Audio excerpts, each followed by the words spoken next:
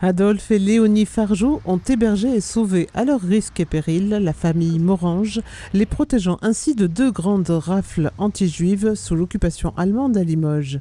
Aujourd'hui, après de longues recherches de l'Institut Yad Vashem, la médaille des Justes parmi les nations est remise aux descendants de la famille Fargeau.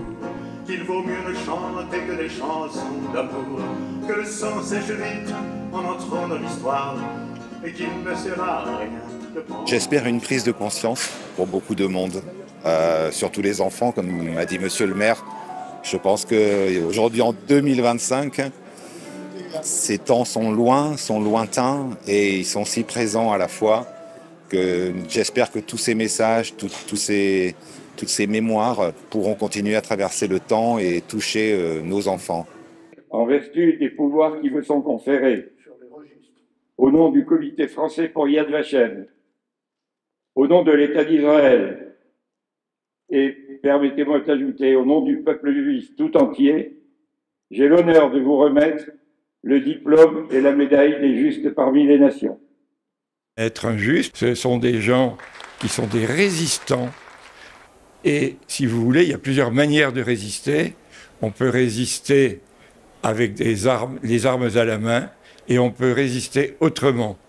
Eh bien, les Justes, eux, ont résisté, ont sauvé des vies, en ouvrant leur maison, en ouvrant leurs bras et en ouvrant leur cœur.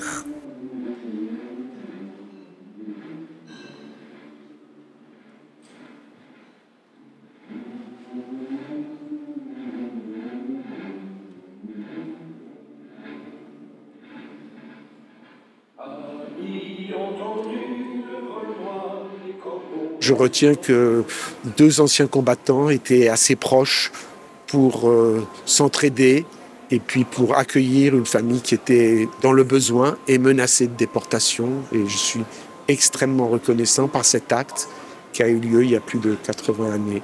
Entre les familles de Justes et les familles qui ont été sauvées, il y a une sorte d'osmose qui s'établit, des liens, ça se perpétue de génération en génération, et des liens d'amitié se créent.